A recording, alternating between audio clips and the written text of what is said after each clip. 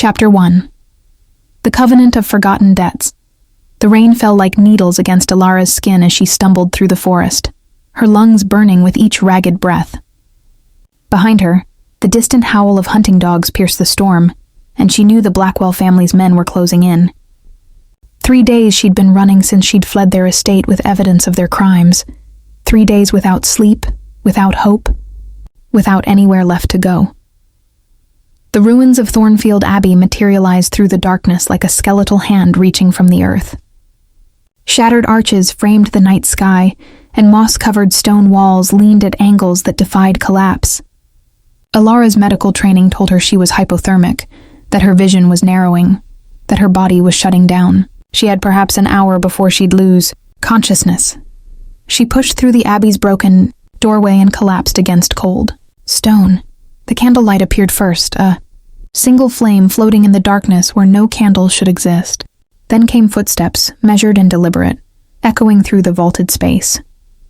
Alara's hand moved instinctively to the scalpel hidden in her coat pocket, though she doubted she had the strength to wield it.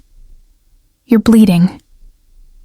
The voice was male, cultured, touched with an accent she couldn't place. "And you've brought hunters to my threshold." He emerged from the shadows like something conjured from nightmares. Tall, with dark hair that fell past his collar and eyes that reflected the candlelight with an amber gleam. He wore black, immaculately tailored despite the ruin surrounding them, and moved with a predator's grace. "Beautiful and terrible in equal measure. I didn't mean..." Alara's teeth chattered so violently she could barely speak. "Please, they'll kill me." The stranger tilted his head, studying her with an intensity that made her feel exposed, vulnerable. "Why? I witnessed something I shouldn't have. Took documents that prove..." She coughed, tasting copper. "That prove the Blackwell family has been trafficking in illegal medical experiments, using poor women from the workhouses. I tried to save one of them, but she died in my arms." Something flickered across the stranger's face. Recognition, perhaps, or memory. But it passed too quickly to read. "You're a doctor?" he asked. "A nurse." "I was before..." The howling grew louder. Alara forced herself to her feet, swaying. "I'm sorry. I shouldn't have come here. I'll lead them away." She took one step toward the door before darkness swam across her vision. The floor rushed up to meet her, but strong arms caught her before she fell. The stranger lifted her as though she weighed nothing, and she found herself staring up at his face, aristocratic, ageless, hauntingly familiar in a way that made no sense. "You saved me once," Alara whispered, the words rising unbidden from some locked chamber of her memory. "When I was small. There was a fire, and you... I have no memory of you." His voice was colder now, distant. "I have no memory of much before this century began." The candlelight illuminated his features, and Alara saw what she'd missed in her panic. His skin was too pale, luminous in the flame's glow. His pupils reflected light like an animal's. And when he spoke, she glimpsed teeth too sharp to be human. Terror should have seized her. Instead, she felt a strange, bone-deep certainty that she was exactly where she needed to be. "The hunters," she managed. "They'll search the ruins. Let them." The stranger carried her deeper into the abbey, past crumbling alcoves and through passages that shouldn't exist. "These walls have stood for 500 years. They know how to keep secrets." They descended stone stairs into what must have been the abbey's crypt. The temperature dropped and Alara's breath misted in the air. Ancient sarcophagi lined the walls, their carved effigies worn smooth by time. The stranger laid her on a stone bench that had been covered with furs and blankets. Someone lived here, she realized. Someone had made a home in the bones of this dead place. "My name is Cassian Ashford." He draped a blanket over her, his movements precise and careful. "And I'm offering you sanctuary for one night. When dawn comes, you must leave." "Why?" Alara asked. "Why help me at all?" Cassian's amber eyes met hers, and for a moment, she saw something ancient and weary in their depths. "Because you saved someone once, a woman who died in your arms despite your efforts. That compassion is rare enough to be worth protecting." He turned to leave, but Alara's voice stopped him. "I meant what I said. About you saving me. I remember your face. The fire was 15 years ago, and you look exactly the same." Cassian paused at the threshold, his silhouette framed by candlelight. When he spoke, his words carried the weight of centuries. Then perhaps we are both haunted by debts we cannot remember paying. Rest now. Your hunters will not find you here. He disappeared into the darkness, leaving Alara alone with the settling cold and the certainty that she had just placed her life in the hands of something far more dangerous than the men pursuing her. Chapter 2. Sanctuary's price morning. Light filtered through cracks in the stone ceiling, pale and gray. Alara woke disoriented, her body aching from the previous night's flight. For a moment she thought it had all been fever dream. The ruins, the stranger, those impossible amber eyes. Then she saw the blankets covering her, smelled the ancient dust and limestone, and knew it was real. She sat up slowly, cataloging her injuries with practiced efficiency. Bruised ribs, lacerations on her palms and forearms, mild hypothermia mostly resolved. Her bag lay beside her, its contents undisturbed. The documents she'd stolen were still there, pressed between layers of spare clothing, evidence of the Blackwell family's crimes, purchased with lives she couldn't save. The crypt was larger than she'd realized. Sarcophagi stretched into shadows, their Latin inscriptions worn illegible. Someone had arranged the space with careful precision. Blankets folded just so, candles placed at exact intervals, books stacked in neat towers against the walls. The organization spoke of obsessive control, of centuries spent imposing order on chaos. Alara's medical curiosity warred with survival instinct as she examined the books. Ancient medical texts in Latin and Greek, anatomical drawings from the Renaissance. A leather journal filled with handwriting so precise it looked printed. She opened it carefully, read a single entry dated 1847. The transformation erases more than mortality. Each decade I lose pieces of myself. Names, faces, entire years vanishing like breath on glass. I write everything now, but even the written words feel distant, as though they describe a stranger's life. You read Latin. She spun to find Cassian watching from the stairs, still as carved marble. In daylight, such as it was, she could see him clearly. His beauty was otherworldly, the kind that didn't quite fit human proportions. Too symmetrical, too precise, like a master sculptor's impossible ideal. Church school, Alara said, closing the journal quickly. I'm sorry. I shouldn't have. Privacy is a human concern. Cassian descended the stairs with that unnatural grace. The dead keep no secrets worth protecting. You're not dead. No. He moved to a small table where a silver pitcher sat beside a basin. But I'm not alive in any way you would recognize. You should eat. There's bread and cheese, dried fruit, nothing that requires cooking. Alara's stomach growled, betraying her. She hadn't eaten since fleeing the Blackwell estate.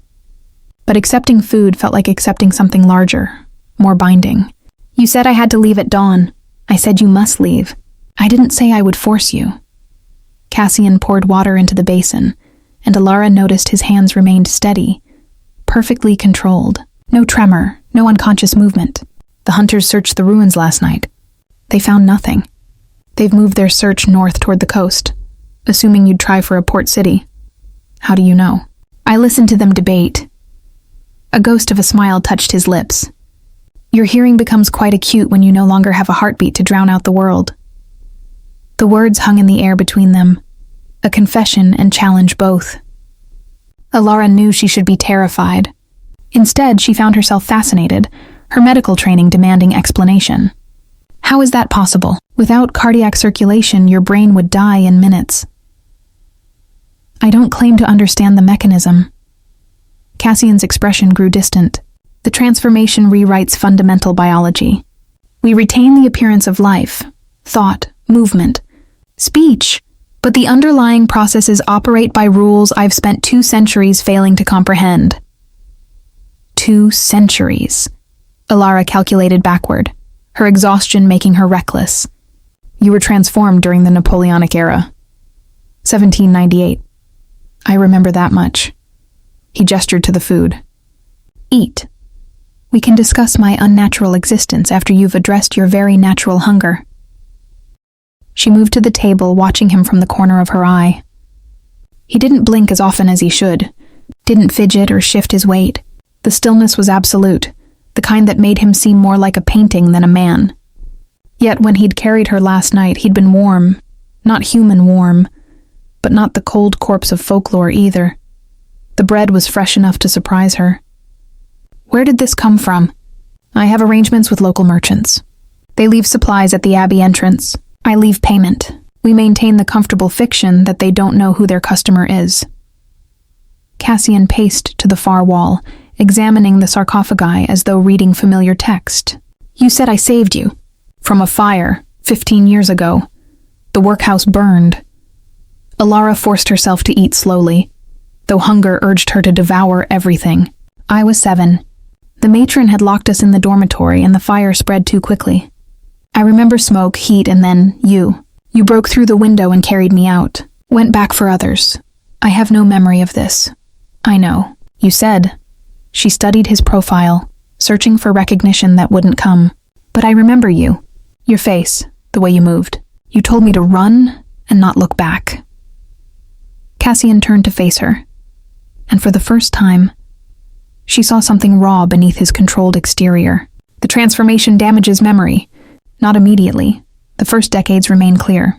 But eventually, the mind begins erasing itself to make room for endless years. I've lost entire centuries. If I saved you, if I was someone who chose to run into burning buildings for workhouse children, that person is gone. I am what remains. The grief in his voice was centuries old, and Alara understood suddenly that she'd stumbled into something far more complex than a simple vampire tale. Whatever Cassian Ashford had been, whatever debt existed between them, he was as trapped as she was, not by hunters or evidence, but by the slow erosion of self. Then I'll remember for both of us, she said quietly. Chapter 3. House divided. The day passed in strange suspension. Cassian disappeared into the Abbey's upper chambers, and Alara found herself alone with ancient stone and modern fear. She cleaned her wounds, changed into spare clothing from her bag, and tried not to think about the impossibility of her situation. A vampire. A real, documented, medically inexplicable vampire who saved children from fires and kept pristine journals about losing himself. She shouldn't stay. Every rational instinct screamed at her to leave while daylight lasted, to put distance between herself and whatever Cassian was. But exhaustion weighted her limbs, and the alternative, facing the Blackwell hunters alone, seemed infinitely worse than remaining in this Gothic sanctuary. She was reading one of Cassian's medical texts when he returned at dusk, moving silently as falling shadow. You're still here, he observed. The hunters are still out there, Alara replied, not looking up from the anatomical drawings. These illustrations are remarkable. Da Vinci, a student of his. I acquired them in Florence in 1823, or perhaps it was 1832. The decades blur. Cassian moved to light candles throughout the crypt, each flame springing to life at his touch. I need to explain something. About what I am. About the rules that govern my existence. Alara set the book aside. I'm listening. He settled onto one of the stone benches, and she noticed he didn't sit like a human. No shifting for comfort, no unconscious adjustment. Vampires are not like your folklore suggests. We're not demons or the cursed dead. We're transformed humans. Our biology rewritten by a pathogen we don't fully understand. It grants immortality, enhanced physical capabilities, and certain sensory advantages. But it demands a price. Blood. Yes, but not in the way you imagine. Cassian's amber eyes caught the candlelight. We cannot simply take. The act requires consent, freely given. Something in the transformation binds us to that rule, violate it, and the pathogen turns toxic, begins destroying us from within. Alara's medical mind wrestled with the implications. A biological imperative toward morality? That's impossible by any rational standard, yes. Yet it's how we survive. He leaned forward slightly, and she saw the weight of centuries in his posture. There are houses, vampire families essentially, who govern themselves by different philosophies. My house, Ashford, believes in coexistence, minimal feeding, consensual donors, staying hidden. But there are others who see humans as livestock, who push the boundaries of what consent means. like the Blackwell family. Cassian's expression darkened. The Blackwells are human, but they've allied themselves with House Corvus, the vampires who believe power justifies any action, who view humans as resources to be exploited. A chill that had nothing to do with temperature crawled down Alara's spine. Their medical experiments. They were trying to replicate the transformation, perhaps, or study it. House Corvus has been obsessed with understanding the pathogen's mechanism for decades. He stood abruptly, tension radiating from his stillness. Which means your documents are more dangerous than you realized. You didn't just steal evidence of human trafficking. You stole research into vampire biology. The implications crashed over her. They'll kill me. They'll do worse. House Corvus doesn't waste resources. If you understand their research, if you can interpret their findings. Cassian crossed to the crypt's entrance in 2 inhumanly quick strides. Someone's here. Alara rose, her heart hammering. The hunters? No. His voice went cold with recognition. Worse. The footsteps echoed down the stone stairs. Multiple people, moving with coordinated precision. 4 figures emerged into the candlelight, and Alara's breath caught. They moved like Cassian did, with that uncanny grace that marked them as other. But where his stillness suggested control, theirs promised violence. The leader was a woman, pale and beautiful in crimson silk that seemed designed to evoke blood. Her smile was all sharp edges. Cassian Ashford. How delightful to find you harboring fugitives, Lady Corvus. Cassian positioned himself between Alara and the vampires, his posture shifting into something dangerous. This is neutral ground. The Abbey falls outside territorial agreements. Neutral ground that contains something belonging to my house. Lady Corvus's gaze slid past him to fix on Alara. The girl has stolen valuable research. Research that cost us significant investment to acquire. We've come to reclaim our property. Alara found her voice through the terror. I'm not your property. Not you, dear child. Though you're welcome to negotiate your survival. Lady Corvus moved with serpentine fluidity, circling the documents. The data you stole from our human collaborators. Return them, and we'll consider allowing you to leave with most of your blood still inside your veins. She knows nothing of your research, Cassian said. She took evidence of human trafficking, nothing more. Then she won't mind surrendering it for verification. Lady Corvus gestured, and 2 of her companions moved to flank Alara. Unless you're planning to violate the covenant by protecting human criminals, Ashford, House Corvus still honors the old agreements. Do you? Cassian's jaw tightened, and Alara realized with sinking certainty that he was trapped. Whatever rules governed vampire society, Lady Corvus knew how to weaponize them. The crypt suddenly felt like a tomb. Appropriate, given its original purpose. I invoke sanctuary rights, Cassian said finally. The girl is under my protection until dawn. After that, the matter can be brought before the council. Lady Corvus's laugh echoed off stone. How wonderfully antiquated. Very well, Ashford. We'll honor your precious sanctuary for now. But dawn comes quickly, and the council won't side with you over recovered property. She snapped her fingers, and her companions retreated toward the stairs. We'll wait above. Enjoy your final hours together. I do hope you'll use them to convince her that cooperation is her only path to survival. They vanished into darkness, leaving behind the scent of roses and something coppery. Ilara's legs gave out, and she sat heavily on the stone bench. I'm sorry, Cassian said quietly. I've made things worse. No. Alara looked up at him, this impossible creature who'd saved her twice without remembering. You bought me time. Now tell me everything about House Corvus, vampire politics, and how we're going to survive until dawn. Chapter 4. Blood and Binding. The attack came an hour before dawn. Alara had been studying Cassian's journals, trying to understand the complex web of vampire politics that had ensnared her. House hierarchies, territorial agreements, the Council of Ancients. It read like medieval feudalism preserved in amber. Cassian stood guard at the crypt entrance, motionless as the stone surrounding them, listening to movements she couldn't hear. They're not waiting for dawn, he said suddenly. The explosion shattered the ancient silence. Stone dust rained from the ceiling as the crypt's entrance collapsed inward. Through the debris came Lady Corvus's companions, moving with predatory speed. Cassian met them head-on, and Alara witnessed violence that rewrote her understanding of physical possibility. He moved like liquid shadow, impossibly fast, each strike calculated and precise, but he was alone against 3 vampires, and even immortal flesh had limits. One attacker seized his arm and Alara heard bone crack. Cassian didn't cry out, just adapted, using his broken limb as a weapon to drive his opponent back. "The documents!" Lady Corvus descended the stairs like a crimson ghost. "Bring me the girl and the stolen research." Alara's medical training kicked in through the terror. She grabbed the nearest heavy object, a bronze candlestick, and swung it at the vampire reaching for her bag. It connected with his temple, and he staggered, more from surprise than pain. Not enough to stop him, but enough to buy seconds. Cassian appeared between them, his eyes blazing with amber fire. "Run! Where?" The crypt was a dead end, literally. The sarcophagi.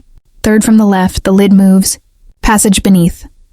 He blocked another strike, his broken arm hanging useless. "Go!" Alara ran to the indicated tomb, throwing her weight against the stone lid. It ground open slowly, revealing stairs descending into absolute darkness. She looked back to see Cassian surrounded, blood, too dark to be human, staining his shirt. She couldn't leave him. The thought was irrational, suicidal even. But he'd saved her twice, even without remembering, and she'd told him she would remember for both of them. That had to mean something, her bag. The documents. But also, Alara dumped the contents frantically, searching for the items she'd stolen from the Blackwell medical supplies. Syringes, vials, medication she'd grabbed without thinking during her escape. Her hands closed around a bottle of chloral hydrate, enough to sedate a grown man for hours. Vampires weren't human. But they had once been, and their biology still operated by rules. If they could be injured, if bones could break. She loaded the syringe with hands steadier than they should be, years of nursing practice overriding fear. Approached the melee from behind, knowing she had one chance. The vampire gripping Cassian's broken arm was focused entirely on his opponent, didn't sense her until the needle plunged into his neck. He released Cassian with a howl, clawing at the injection site. The sedative worked faster than it should have, vampire metabolism accelerating the drug's effects. He collapsed within seconds, twitching. The remaining attackers froze, staring at their fallen companion. "Chloral hydrate," Alara said, loading another syringe with shaking hands. "I have 6 more doses. Who wants to be next?" Lady Corvus laughed, delighted. "How marvelous. The little nurse has teeth. Cassian, wherever did you find her?" "She found me." Cassian straightened, cradling his broken arm. "This violated sanctuary, Corvus. The council will hear of it. Will they? And who will testify? You, with your convenient memory loss? The human girl who stole from House Corvus?" Lady Corvus descended another step, her smile sharp as broken glass. "I think we'll tell a different story. One where you harbored a thief and attacked my people when we came to reclaim stolen property. My blood is on your people's hands. Physical evidence." Cassian's voice was cold, controlled despite his injury. "That carries weight even you cannot dismiss." The standoff stretched. Alara's heart hammered against her ribs while the vampires remained preternaturally still. Finally, Lady Corvus gestured, and her conscious companions retreated to collect their fallen ally. "This isn't finished, Ashford. The girl and her documents belong to House Corvus. We will have them." She paused at the ruined entrance. "And when we do, I'll make sure she understands exactly what she's cost us." Slowly. They vanished, leaving destruction in their wake. The moment they were gone, Cassian collapsed against the wall, his control finally breaking. Alara rushed to his side, her nurse's instincts overriding everything else. "Let me see." She examined his arm carefully. The bone had shattered completely. She could feel fragments moving under his too cool skin. "This needs to be set. Do you heal like humans? Faster. Much faster." Cassian's voice was strained. "But it still hurts if you're curious." "I'm sorry. Don't be. You saved my life, again, apparently." He met her eyes, and something shifted in his expression. The sedative. That was brilliant. Lucky. I grabbed medical supplies without thinking during my escape. Alara's hands moved automatically, assessing damage. I need to set this before it heals wrong. It's gonna hurt. More than 2 centuries of existence have taught me pain tolerance. But his jaw was tight, his control fraying. Do what you must. She worked quickly, her medical training providing calm structure to the chaos. Aligned the bone fragments by feel, held them steady while Cassian's accelerated healing began knitting them together. He didn't make a sound, but she felt the tremors running through him, the cost of his maintained silence. There, she whispered finally. It should heal straight now. Cassian's good arm came up, his hand cradling her face with surprising gentleness. Thank you for not running, for being foolishly brave. You gave me sanctuary. That's not a debt I take lightly, even from a monster. Alara touched his injured arm, feeling the accelerated healing already at work. You're not a monster. You're someone who lost himself trying to survive. There's a difference. Dawn light filtered through the ruined entrance, pale and new. Cassian pulled away, the vulnerability vanishing behind centuries of control. We can't stay. House Corvus will return, and next time they'll bring more. Chapter 5. Confession in Darkness. The passage beneath the sarcophagus led to a network of tunnels predating the abbey. Cassian guided them through darkness that seemed absolute to Alara but must have been navigable to his enhanced vision. She kept one hand on his shoulder, trusting him despite every rational instinct screaming otherwise. These passages connect to the old monastery cellars, Cassian explained, his voice echoing softly. Built during the 12th century as escape routes during raids. House Ashford claimed them centuries ago. Your house. You said it believes in coexistence. What remains of it does. Bitterness colored his words. We were never large. Vampires don't reproduce in the traditional sense. We transform humans, but rarely, carefully. House Ashford preferred to stay small, hidden. House Corvus believes in expansion, in power through numbers. They emerged into a circular chamber lit by phosphorescent fungi, growing in careful patterns along the walls. Deliberate cultivation, Alara realized. Someone had been tending this place. The chamber contained a bed, more books, supplies stored in neat rows. A sanctuary beneath the sanctuary. You've been planning for invasion, she observed. I've been planning for inevitability. House Corvus has coveted Ashford territory for decades. It was only a matter of time before they manufactured an excuse to act. Cassian moved to a cabinet, retrieving clean clothing. You should rest. We'll move again at nightfall. You're injured. Let me check. It's healing. He pulled off his blood-stained shirt, and Alara's clinical detachment faltered. His torso was marble perfect, inhuman in its symmetry, but marked with scars that shouldn't exist on immortal flesh. Silver lines crisscrossing his chest and back, old injuries that his vampire healing couldn't erase. What causes scarring? She asked before thinking better of it. If you heal so quickly, fire, silver, certain ceremonial blades used in vampire politics. Cassian's expression was distant, remembering. These are from my transformation. The vampire who made me, my sire, believed pain taught necessary lessons about our new nature. That's torture. That's House Corvus philosophy. My sire was Lady Corvus's brother. He met her gaze, and she saw centuries of complicated grief there. I was human once. A physician, actually. 1798, as I said. I was researching ways to prevent childbed fever when Marcus Corvus approached me with promises of eternal life devoted to medical advancement. I was young, idealistic, and foolish enough to believe him.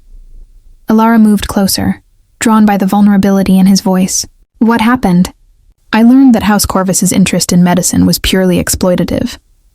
They wanted to understand human physiology to better prey on it.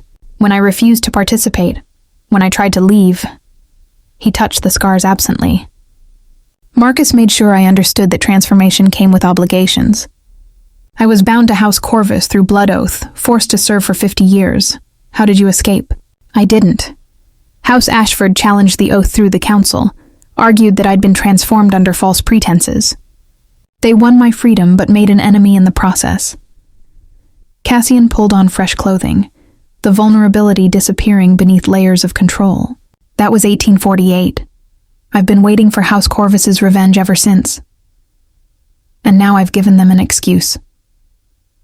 Guilt twisted in Alara's stomach. I'm sorry, don't be. This confrontation was inevitable. He settled onto the floor, his back against the wall, still not quite sitting like a human, but less rigid than before. Besides, you saved my life tonight. That chloral hydrate trick was extraordinary. Lucky amateur medicine. But she felt warmth at the praise. Though I'm curious about vampire metabolism. The drug worked faster than it should have. Our bodies process everything faster. Healing, disease, toxins.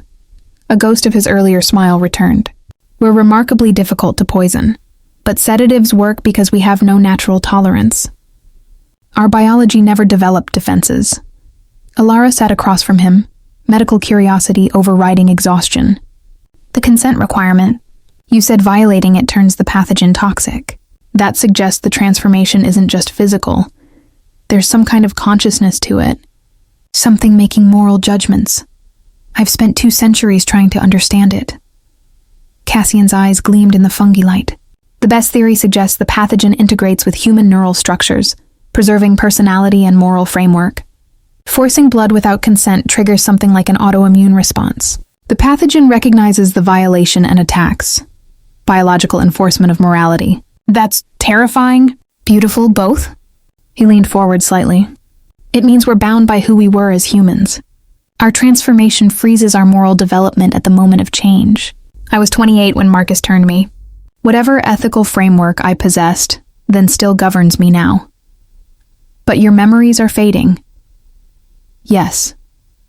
Which means eventually, I'll lose not just events, but the context that shaped my morality. I'll become a creature of pure instinct and whatever personality traits survive the erosion. The grief in his voice was raw. I'm dying slowly, Alara. Not physically, but essentially. The person I was is disappearing. She understood suddenly why he'd saved her, why he kept journals, why he maintained such rigid control. He was fighting against inevitable dissolution, trying to preserve some core of self against the relentless tide of immortality. The fire, she said quietly. 15 years ago. You don't remember, but I do. You didn't hesitate. You went into that burning building and carried out 12 children. I was the last one, and you told me... Her voice caught. You told me that saving lives was the only thing that gave meaning to forever. Cassian's stillness was absolute. Did I? Yes. I've remembered those words every day since. They're part of why I became a nurse, why I risked everything to expose the Blackwell experiments. Alara held his gaze. So I'll remember that for you. When you forget who you were, I'll tell you. You were someone who believed immortality should serve life, not exploit it. Something cracked in his carefully maintained control. He reached across the space between them, his cool hand covering hers. Thank you, he whispered, for seeing the person I'm trying not to lose. Chapter 6. The Gift of Memory. They slept in shifts. Though Alara suspected Cassian didn't truly sleep, just entered a state of reduced awareness that passed for rest among vampires. She woke to find him reading her stolen documents, his expression grave in the phosphorescent light. These aren't just trafficking records, he said without preamble.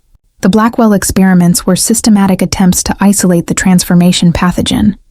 They were using human subjects to test potential vampire biology, trying to replicate our regenerative capabilities. Alara's medical training made the implications clear. They were trying to create artificial vampires. Worse, they were trying to extract the immortality without the moral constraints. Cassian's hands tightened on the papers. These notes describe subjects who regenerated tissue but developed uncontrollable aggression, who healed from massive trauma but lost all cognitive function. The Blackwells were creating monsters. The woman who died in my arms. She was one of their failures. The memory still hurt. She begged me to make it stop. Her body was healing, but her mind was gone.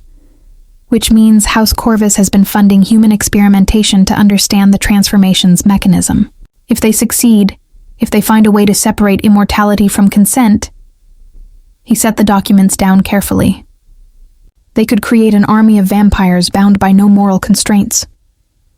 The weight of what she'd stolen crashed over Alara. I thought I was exposing human trafficking. I was carrying evidence of something that could end your entire society. You were trying to save lives. That's not something to regret. Cassian rose, pacing the circular chamber.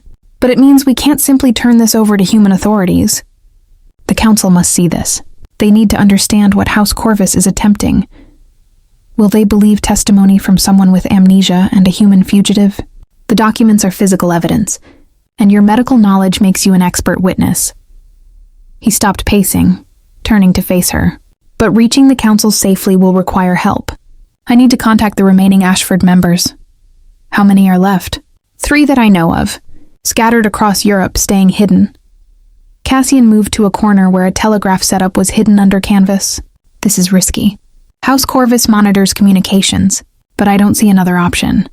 While he tapped out coded messages, Alara studied the documents more carefully. Her nursing training let her parse the medical terminology, translate the experimental protocols into human suffering. Each page represented someone who died screaming, their body betraying them in pursuit of impossible immortality. Here. She isolated a series of notes marked with red ink. These subjects showed different symptoms. Instead of aggression, they became docile, suggestible. The researchers called it prototype compliance. Cassian read over her shoulder, and she felt the chill of his presence, no longer quite frightening. They were trying to create thralls. Humans transform just enough to be controlled, but not enough to develop independence. It's the ultimate slavery. But they kept failing. Look, the subjects deteriorated within weeks. Organ failure, neural degradation. She traced the progression of symptoms. The pathogen is smart. It recognizes incomplete transformation and rejects the host. Unless they find a way around that. Cassian's jaw tightened. We need to move. Responses to my messages will take hours, and House Corvus will be searching the Abbey ruins. They packed quickly, taking only essentials. Cassian moved with practiced efficiency, and Alara realized he'd done this before. Fled, hidden, started over. The cost of immortality measured in abandoned sanctuaries and disrupted lives. Where are we going? She asked. North, toward the coast. There's a Ashford safe house near Dover, maintained for emergencies. He hesitated. It's 3 days' journey on foot. We'll need to travel at night, hide during the day, and I'll need to feed before we begin. The words hung between them, impossible to ignore. Alara had been avoiding thinking about the practicalities of Cassian's nature, but running together meant confronting uncomfortable truths. How often? She asked clinically. Every few days for optimal function. I can go longer, but it affects healing, strength. He wouldn't meet her eyes. There are donors in villages, people who consent for payment. I've maintained relationships? No. The word came out before she'd thought it through. House Corvus will be watching known donors. Going to them puts them in danger. Then I'll hunt animals. It's less efficient, but... Or I could help. Alara's pulse quickened, but she kept her voice steady. I'm a nurse. I understand blood donation protocols and consent, freely given. Cassian's expression was anguished. I can't ask that. You're not asking. I'm offering. She met his amber gaze. You've saved my life multiple times, risked everything to protect me. The least I can do is help you maintain the strength to keep us both alive. It's intimate, more than you understand. His control was fracturing. When we feed, there's a connection. Emotions bleed through, memories sometimes. It's not just physical. I trust you. And she realized she meant it. This impossible creature who couldn't remember saving her but kept doing it anyway, who'd chosen to fight his own kind rather than surrender her to torture. She trusted him in ways that defied logic. Cassian crossed the space between them slowly, giving her time to change her mind. Are you certain? Yes. He knelt before her, taking her hand with surprising gentleness. Thank you. For offering, for trusting me with this. He pressed her wrist to his lips, and she felt the sharp touch of fangs against her pulse. Tell me if you want me to stop. The pain was brief, sharp, and then fading into something stranger. Warmth spreading from the bite, a sensation like falling into deep water. She felt Cassian's presence in her mind, not intrusively but like a guest at the threshold. Felt his gratitude, his careful control, his fear of hurting her, and beneath it all she felt memory stirring. Smoke, heat, a child's terrified crying.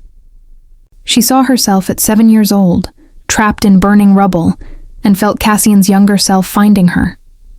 The fierce protectiveness that had driven him into flames. "I remember," he whispered against her wrist. "Ilara, I remember you." Chapter 7. The Long Road. North. They traveled through forests turned silver by moonlight, moving at a pace that should have been impossible. Cassian matched his speed to Ilara's mortal limitations, but even so, they covered miles faster than any human journey should allow. He knew every forgotten path, every hidden trail, knowledge accumulated across centuries. The memory of her childhood rescue remained fragile, flickering in and out of Cassian's consciousness like candlelight. He kept touching it gently, afraid too much attention would cause it to dissolve again. Ilara watched him struggle with it, saw how desperately he wanted to hold on to one piece of his past. "Tell me about that night," he asked as they rested in an abandoned shepherd's cottage. Dawn was approaching and they'd need to shelter until nightfall. "Everything you remember." Ilara settled beside him on the dusty floor, grateful for the chance to rest her aching legs. The fire started in the kitchen, grease fire that spread too fast. The matron panicked, locked all the dormitories thinking she was protecting us, then fled. We were trapped on the 3rd floor, and the stairs were already burning. How many children? 15 in my dormitory alone. The smoke was so thick I couldn't see, could barely breathe. Some of the older girls tried to break the windows, but they were barred. The memory still tasted like ash. I remember thinking I was going to die. Then I heard glass shattering, and you were there. Cassian's eyes were distant, memory and present overlapping. I was hunting, not for blood, for information. House Corvus was active in the area, and I was tracking their movements. I saw the fire and heard screaming. You broke through the window bars like they were nothing, carried 3 children at once down the outside wall, climbing somehow, defying gravity. Ilara touched his hand, grounding him in the present. You made 5 trips back into that building. The last time the floor was collapsing, you found me hiding under a bed frame, too scared to move. I told you not to be afraid of monsters. The words rose from his recovered memory, that sometimes monsters were just people trying to do the right thing. Then you carried me out and told me to run, to find the other children and get to safety. She smiled despite the gravity of their situation. I didn't understand what you were then. I just knew you were brave and kind and impossibly strong. I looked for you afterward, asked everyone, but you'd vanished. I couldn't stay. The human authorities would have asked questions, and House Corvus was still hunting me. Cassian's jaw tightened. I saved you and abandoned you in the same night. You saved my life. There's no abandonment in that. Ilara leaned against his shoulder, exhaustion overwhelming propriety. Besides, you're helping me again now. Apparently, rescuing me is your eternal pattern. Or you're my reminder of who I was, who I'm trying not to lose completely. He didn't pull away from her touch, and she felt him relax incrementally. When I fed from you, when I remembered, it was the first time in decades I felt connected to my human past. Most memories are distant, abstract, but you made it real. Then we'll have to make more memories, real ones you can hold on to. They fell into comfortable silence as dawnlight filtered through gaps in the cottage walls. Cassian remained alert, listening to sounds she couldn't hear, but his presence felt less alien now. More like partnership than protection. Teach me something, Ilara said suddenly. Something from your medical background. Something you haven't forgotten. Why? Because teaching reinforces memory, and because I want to learn from someone who's spent 2 centuries studying healing. Cassian considered this, then moved to his pack, retrieving one of the medical texts he'd brought from the crypt. Very well. Let's discuss hemostasis, the mechanisms by which bleeding stops. Modern medicine understands the basic process, but there are nuances that longer observation reveals. He spoke for hours, his centuries of accumulated knowledge flowing like carefully preserved wine. Ilara listened, asked questions, challenged assumptions. She noticed how animation returned to his expression, how teaching seemed to anchor him in a way nothing else did. This was who he'd been, a physician who loved understanding life's mechanisms. You should teach, she said, when he finished explaining platelet aggregation. Formally, your knowledge is extraordinary, I can hardly enroll in medical school. Hello, I'm a 200-year-old vampire with a medical degree from 1797. Wouldn't inspire confidence. Then teach other vampires. Young transformations who want to understand their new biology. Ilara sat up straighter, the idea taking shape. You said House Ashford believes in coexistence. Part of that should be education, right? Helping new vampires adjust without the cruelty your sire subjected you to. Cassian stared at her, something shifting in his expression. I never considered. Most transformations are mentored by their sires, but not all sires are qualified teachers. Not all have medical training or interest in ethical feeding. So change that. Create an alternative system. She touched his scarred chest gently. Make sure no one else endures what you did. That would require resources, safety, things House Ashford lacks with House Corvus threatening us. But his voice carried hope she hadn't heard before. Though if we survive this, if we expose House Corvus's experiments, perhaps the Council would support establishing formal education structures. Then we have something to fight for beyond simple survival. Ilara smiled at him. A future where immortality serves life instead of exploiting it. Isn't that what you told 7-year-old me? Did I? You did, and I've never forgotten. She moved closer, resting her forehead against his. So let's make sure you don't forget either. Cassian's cool hand cradled her face, and she saw centuries of loneliness in his eyes. You make me believe things I thought I'd lost. Hope, purpose, the possibility that I'm more than a fading collection of someone else's memories. You are. You're Cassian Ashford, physician and vampire, who runs into burning buildings and fights his own kind to protect others. She kissed him softly, feeling him go absolutely still with surprise. Don't you dare forget that. Chapter 8. Blood and Choice Night fell like a curtain, and they continued north through forests that grew denser, wilder. Cassian's recovered memory seemed to stabilize something in him.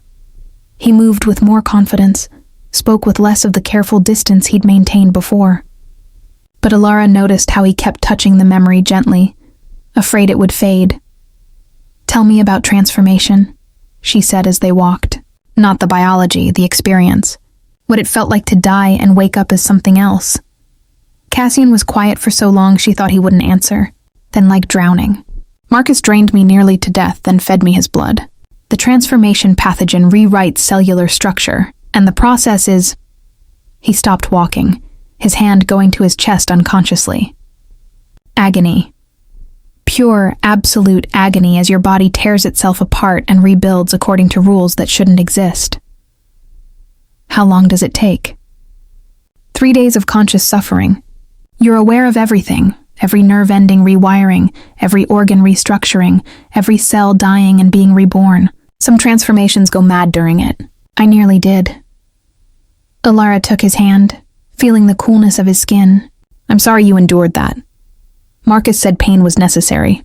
That it taught us to value immortality, to remember our humanity through suffering. Cassian's voice was bitter. He was wrong. Pain doesn't teach, it traumatizes. Most vampires who survive transformation spend decades recovering psychologically. Is that why you keep such rigid control? Because the transformation taught you that control was survival? Partially. Also because losing control means losing myself faster. If I let emotions run free, if I stop maintaining careful structure, the memory erosion accelerates. He pulled her closer, as a sound echoed through the forest. Something large moving through underbrush. We're being followed. Ilara's heart raced. House Corvus? I'm not certain. The movement pattern is wrong. Too cautious. Too careful. He guided her off the path into deeper shadow. Wait here. Don't move unless I signal. He disappeared into darkness with that inhuman grace, leaving Ilara alone with pounding fear. Minutes crawled by. Then she heard voices. Cassian's and another. Unfamiliar, but carrying the same uncanny quality that marked vampire speech. Ilara. It's safe. She emerged to find Cassian standing with a woman who looked barely 20, with silver blonde hair and eyes like winter sky. Another vampire, Ilara realized, noting the unnatural stillness. This is Lisette Ashford, Cassian said. One of the house members I contacted. She's been tracking us since Dover, and barely staying ahead of Corvus scouts. Lisette's accent was French, her expression grave. They've mobilized dozens of hunters, Cassian. This isn't just about stolen documents. Lady Corvus is using this as justification for a complete assault on House Ashford. How many of us are left? You, me, Thomas in Vienna, and possibly Margaret if she survived Prague. Lisette's gaze shifted to Alara, assessing. This is the human who's caused so much trouble? She doesn't look dangerous. She sedated a Corvus vampire with chloral hydrate, Cassian said dryly. Appearances are deceiving. I apologize for the disruption, Alara began, but Lisette waved her off. You exposed their experiments. That's worth any disruption. She pulled a leather case from her coat. I retrieved these from our archives before fleeing. Blood oaths, territorial agreements, council precedents, everything we need to make a formal accusation against House Corvus. Cassian took the documents with careful reverence. Will the council listen? They must. The experiments violate fundamental transformation ethics, creating vampires without proper consent, attempting to separate immortality from moral constraints. It threatens the entire social structure we've built. Lisette's expression hardened. But we need to reach the council seat in Edinburgh. That's 4 days' journey, and House Corvus will be watching every route. Then we travel cross-country. Avoid roads, stay off known paths. Cassian looked at Alara. It will be harder, longer. I'm with you.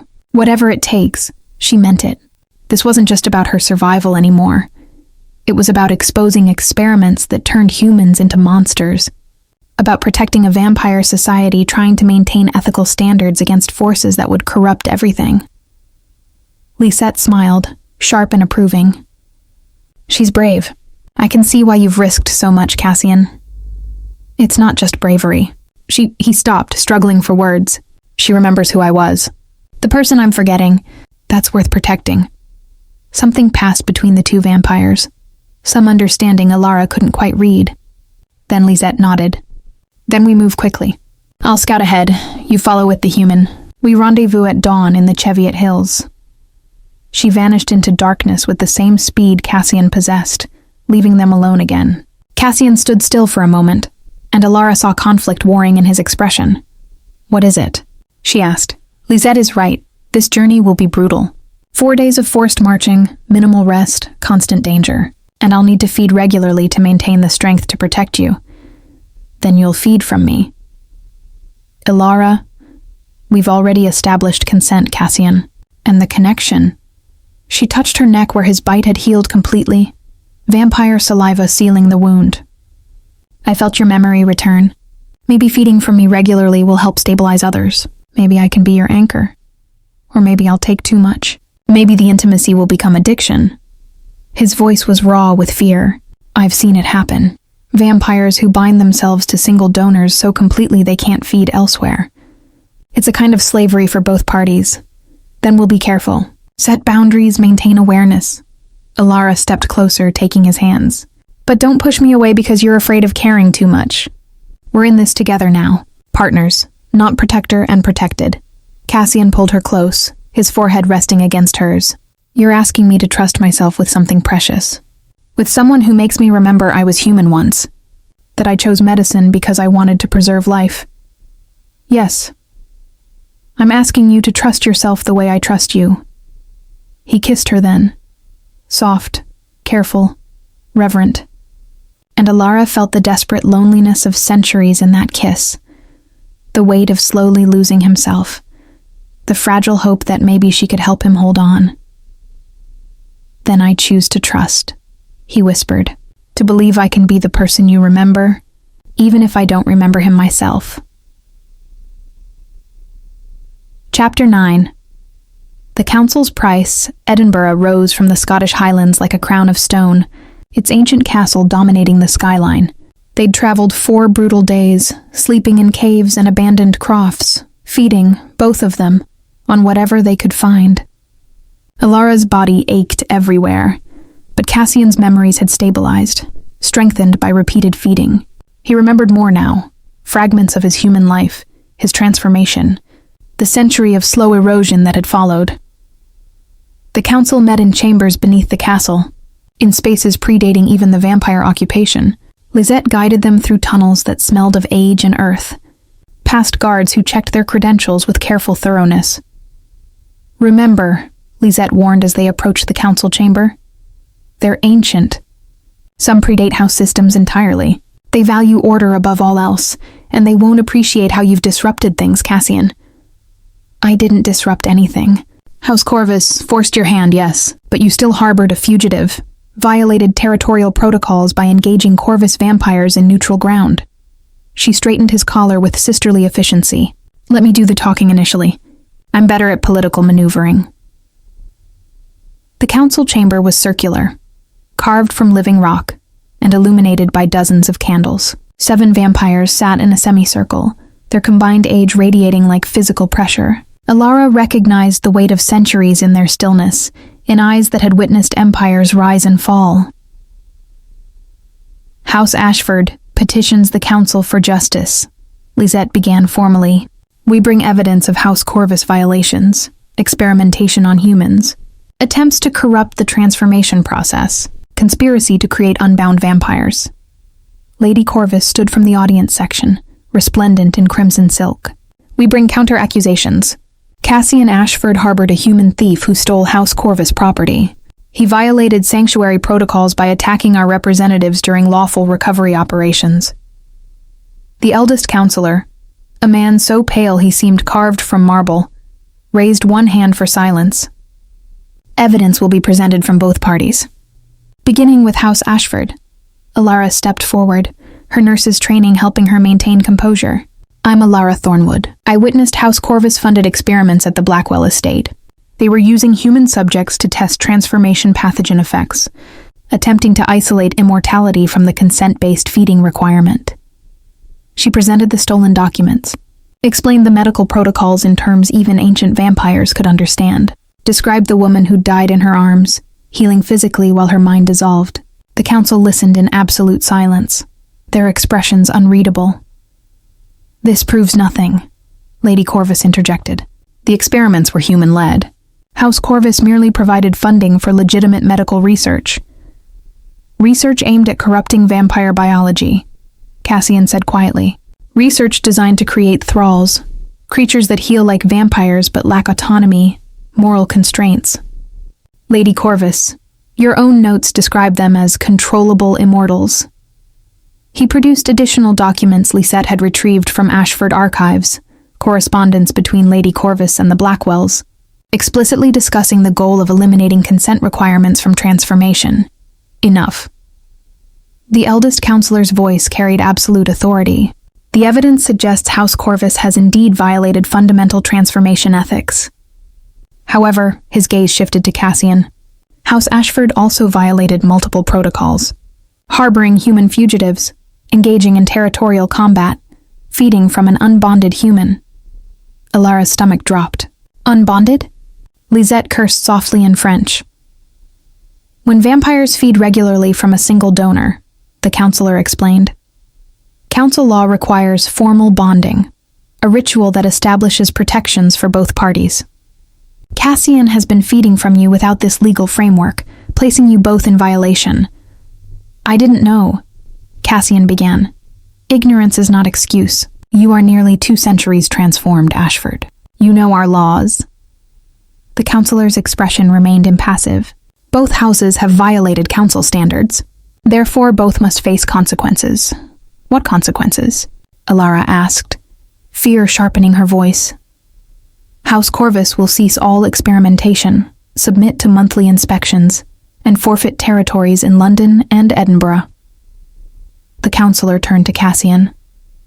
"House Ashford will formalize the blood bond between Cassian and Alara Thornwood, binding them legally for the duration of her natural life. Or," he paused deliberately, "Miss Thornwood may choose transformation, establishing a formal House Ashford bond that supersedes feeding protocols." The words echoed in the silent chamber. Transformation, immortality, becoming what Cassian was, beautiful and terrible, losing herself slowly across centuries. "That's coercion," Cassian said flatly. "She can't make that choice under these circumstances." can't I?" Alara turned to face him, saw the fear in his amber eyes. "You're giving me a choice the experiments never offered those women. The choice to transform on my terms, as an equal, with someone I trust. Alara, you don't understand the cost. Centuries of losing yourself, memories fading like breath on glass. I understand perfectly. I'll lose pieces of my past, but I'll gain forever to make new memories, with you." She took his hands, felt them trembling despite his control. "You're afraid I'll regret this, but I've already made my choice. The moment I decided to stay in that crypt instead of running, the moment I offered you my blood, the moment I kissed you in that cottage. The transformation is agony, and you'll be there with me through it, teaching me, guiding me, helping me become something that serves life instead of exploiting it." She smiled at his stricken expression. "Besides, someone needs to remember who you are across the centuries. I volunteer for that position, permanently." The council waited in ancient patience while Cassian struggled with himself. Finally, he pulled Alara close, his voice breaking. "Are you absolutely certain? Because once started, transformation cannot be stopped." "I'm certain. Transform me, Cassian Ashford. Make me your partner across eternity." Chapter 10. Blood and Memory. Eternal. The transformation chamber was ancient stone and flickering candlelight, prepared according to protocols older than nations. Cassian had explained everything: the 3 days of agony, the cellular death and rebirth, the moment when humanity ended and something new began. Alara had listened, asked clinical questions, and remained steadfast. "I need to drain you first," Cassian said quietly, his hands shaking for the first time since she'd met him, nearly to the point of death. "Then you'll drink from me." The exchange triggers the pathogen transfer. "I trust you." And she did, absolutely. The council had cleared the chamber, leaving them privacy for this most intimate transformation. Lizette waited outside as witness, her presence a reminder that House Ashford was growing, not fading. That what happened here mattered beyond just 2 people. Cassian cupped Alara's face with infinite gentleness. "Before we begin, I need you to know that whatever happens, whatever I forget across the centuries, this moment will be written in every journal, carved into every sanctuary. The memory of choosing you, of being chosen by you, will survive even if all else fades. Then let's create a memory worth preserving." He kissed her softly, reverently, and she tasted his fear and hope equally. Then his lips moved to her throat, fangs piercing with practiced precision. The draining was slow, careful, measured. Alara felt her consciousness dimming, her body growing cold as blood fled. She focused on Cassian's presence, on the steady control he maintained, even as he took what he needed. The world grayed, narrowed to a single point of light. She heard her own heartbeat stuttering, failing.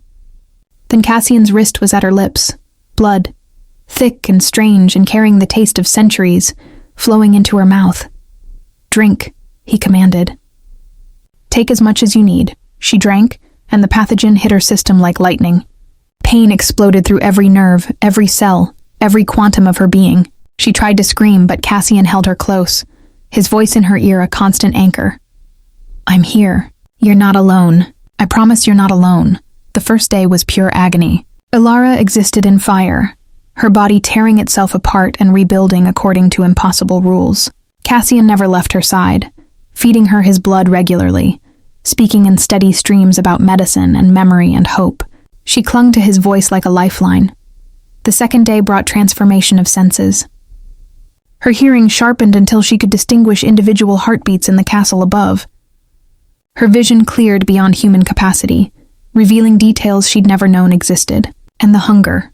God, the hunger that gnawed at her like a living thing. "It's normal," Cassian assured her, feeding her again. "The pathogen demands blood to complete transformation. After it's finished, the hunger becomes manageable."